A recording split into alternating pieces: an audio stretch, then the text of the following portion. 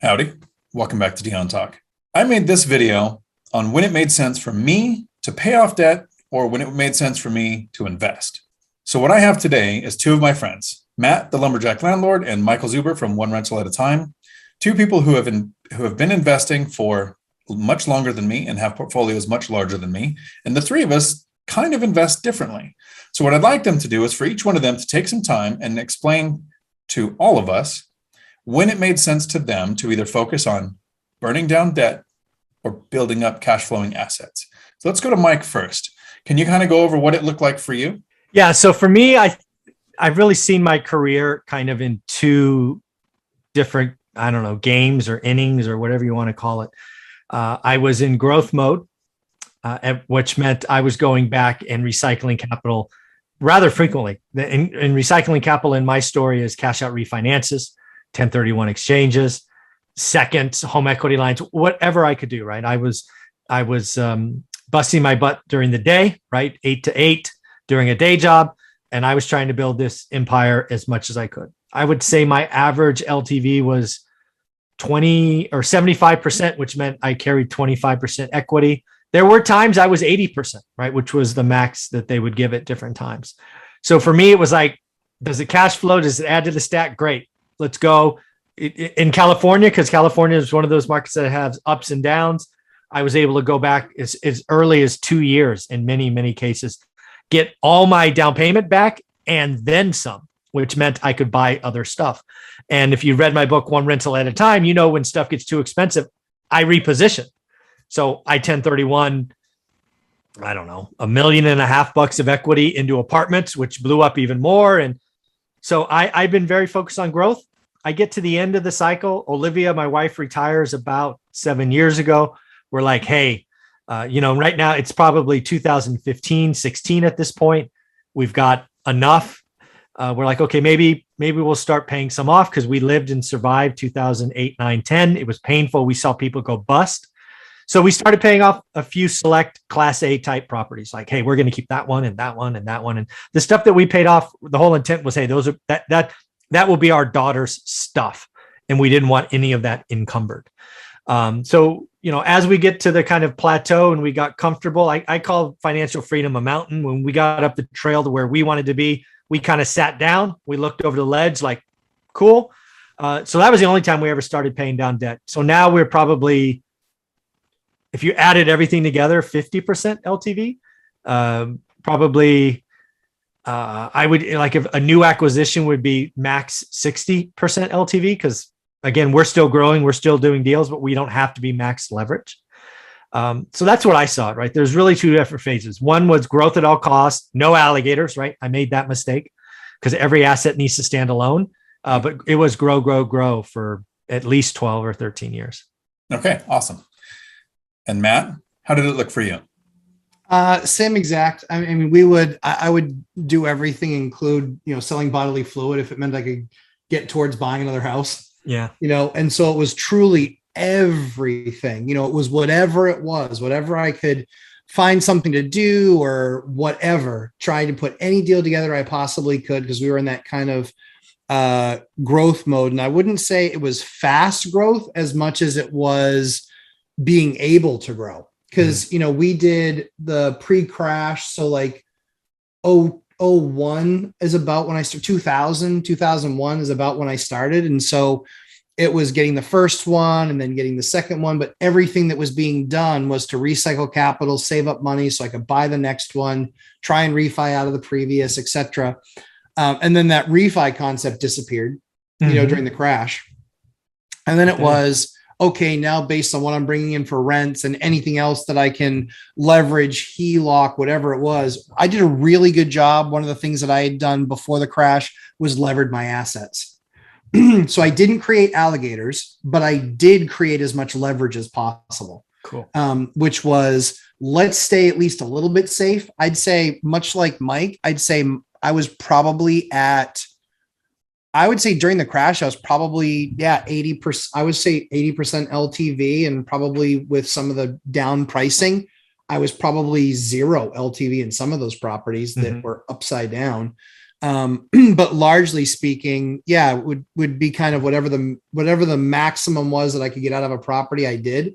And now we still run that largely. We've gone through our first couple phases of refis, but we are a little bit more conservative. And so I'd say most of those are probably 70% LTV. And I'd say if you look at us globally, we're probably 60%, 65% LTV, probably right around there. Because we're still in that it's still trying to be that growth mode, and trying to add additional assets that increase the cash flow. You know, our cash flow last year to this year, our cash flow will be up 30%. So we're paying for that. We're investing and paying for that growth. And anybody who watches my content is aware that cash flow is that thing we like. Yeah, it's that thing we like. All three of us like that thing we like. Yes. Exactly. So I haven't recycled capital yet. I haven't done cash out refinances. I will someday, but not today. I want to stop you right there. Go ahead. Why not today? Because I have an amount of money to use as a down payment on my next property, because the income snowball's kicked in. Yeah. And I put my buying on hold. So I literally have like $170,000 sitting in an account. I need to find a property to put it in. It's a terrible problem. I hate my life. First world problem. To go from 10 years ago, where when we would go to a restaurant, I would eat an appetizer, not have a drink, because I had to have enough money for the kids to eat. To go to where I'm at now, it's a huge change. That's awesome. Might edit that out of the video, this entire 30 seconds. But okay. So I enjoy the monumental amount of mental peace that comes from knowing I have a property paid off and I have a good LTV. And I'm going to take a few seconds to explain LTV in case anybody isn't familiar with loan to value. So if a property is worth $100,000 and you have a mortgage of $50,000, that is 50% LTV. If you have a mortgage of $70,000, 70% LTV. But I want to go back to my question, because I don't think you've answered it yet.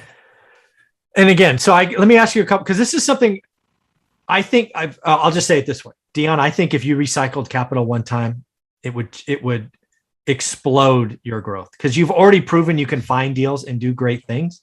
I think there's an untapped thing there for you. So let me ask a question. Do you think interest rates will be higher in 2 years than they are today?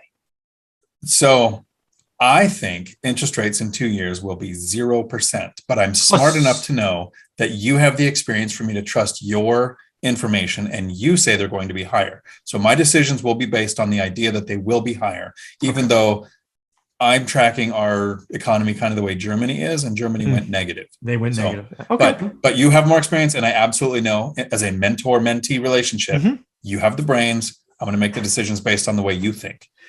Yeah. So okay. Well, thank you for that. No, there's actually two answers here. So one is, I think if you look at the odds, it's pretty good to say that rates will be higher. Could rates go lower? Absolutely. I mean, absolutely. There's other things that break if that happens, like deflation and stuff. But so I think the chances that rates will go higher. I think you will eventually recycle capital. I think you will just understand that the market has changed. You will find more deals, and you'll be like, God, if I did one more, it would change. So I suggest, Dion, you think about being Jamie Dimon. What did Jamie Dimon do 6 months ago? And I talked about it in the Daily Financial News. He's like, we are sitting on $500 billion. $500 billion. And yes, Michael, I understand I'm losing to inflation because inflation's 5%.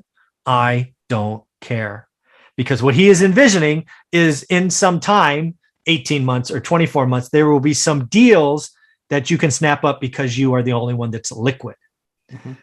So that's why I went out and took assets that were free and clear, that were identified in your earlier example as do not touch. And I went and got 30-year money on them. Now, conservative, 50% LTV on purpose because it's the best rates. But yeah, I raised my cash balance, and my cash balance was already okay. And I am willing to sit on it for 2 years. Worst case, if nothing happens in 2 years, I'll pay off the debt. The cash doesn't disappear. I don't buy a boat or a car. I'll just pay it off. So I really think if rates are a point higher, I just think you're missing out. Even if it's just more cash, I think you're missing out. So I'm sorry. So no, don't be sorry. I mean, that is actually great advice, and advice that I would hope somebody who's trying to grow a bigger portfolio would have. for me, it was reaching financial freedom. Mhm. That was the goal. And it happened Yeah. in 2018. So in Nice. 2018, based on one rental at a time, I got to the point where work was optional for the rest of my life. That's awesome. So now I'm padding that to where I Mhm. can handle more problems and have, issues in the future and even health concerns or whatever. And I know I'm with confidence, I don't ever have to work again. Nice. I will probably revisit that's why it's not today. Yeah. It Okay. could be at some point. It's Yeah. not ever. It's just not today. Where I will look at, because right now I probably have about 60% LTV. I have one paid off property. Mhm. The rest all have mortgages. I did rate and term refinances on 2 last year, so I didn't pull any money out. Okay. I'm stunned when I look at the current value. So I have said in a couple of videos recently, I have a great cash on cash return. Across the board, I'm averaging about 16%. So I'm very happy. I have an abysmal cash on equity return because I'm not recycling capital the way you guys suggest. So someday soon. Okay. All right. Thank you. Yeah. So the way I look at pay off debt or invest, a lot of us wake up one day in our life and we realize I need to understand my finances. Mhm. And sometimes we've got credit card debt or we've got loan payments on cars or boats or side by sides or more house than we need. I woke up at the age of 40, divorced, single parent, 3 kids, and found out about $89,000 in bad debt in my name that I didn't know existed. I looked at debt as the return. If I had a debt that was 6% or higher, the interest rate that I'm paying, I focused on paying that off.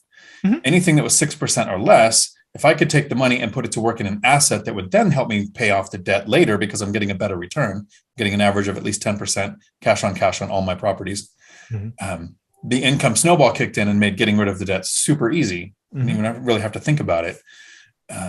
But the reason I wanted you guys on here is because I asked the question, do you focus on paying off debt or investing? And your guys' both answer was, how do I figure out how to get debt to invest? Which is the way an investor should look at this. I have this video. I wish I had more debt. And I honestly do. I wish I had more debt on more cash flowing assets. I mean, again, just to echo that, right? I did everything I could in 2010. I put loans on cars. I borrowed from 401k. I would have mortgaged my future if there was a way to get some money out of it. Because again, I was trying to buy assets to grow, and assets were on sale, and I did that because you know your market. So debt is not to be feared. It's supposed to be a tool. If you get debt against a cash flowing asset that, oh, by the way, happens to appreciate, time in market is better than time in the market, as all of us have proven over the last couple months. The one thing that's a risk, Dion, is when you might be ready, the banks won't be there for you. And that's what tortured me, because I still have to drive through the cities that I do business in and watch and look and see all the deals that I didn't get and couldn't get done. Because even with a 780 credit score, even with an 800 credit score, even with a 6-figure W-2, they wouldn't let me buy. Yeah. Even with a performing real estate portfolio, they wouldn't give me the rest of the money to buy. Us too. And so the mistake that a lot of people made was they might have levered up an asset, but they levered it up in a way that literally I got a Dear John letter in the mail from Citigroup saying, hey, you know that $75,000 limit that you had on that house? Yeah, so we shut that down. I'm like, what do you mean you shut it down? Oh, and it's already shut down. Yeah, exactly. The letter showed up after. We're not giving you notice so you can come take another 50 out of it. We're telling you now it's done. Yeah. And the thing that kills you though is that then you no longer have, what people need to understand about credit is it's debt utilization, right? Mm-hmm. Debt utilization. When they closed down that equity line, it went from 25,000 out of 75,000 it being a 33% utilization to it being shut down. Now it was 100% utilization, and that 100 and that 25 then was taking a bite out of other equity or other open lines that I had. That's what helped shut me down from being able to buy a lot more assets and quite frankly, see this massive multiplier. Yeah, I think that's a great point that I did not bring up. When you're ready to go, the banks may not be there. You may get to a point where you have too many assets. I was in a market where if you had more than 4, you couldn't get a loan. It didn't matter who you were. I'm not saying we're going back there, but you just never know, right? When you're ready, the banks may not be. That's a great point, Matt. No, and I still talk to some new investors who say, well, what do you do once you have 4 mortgages in your name? Because they remember 7 or 8 years ago, That's right. that's what you were allowed to do.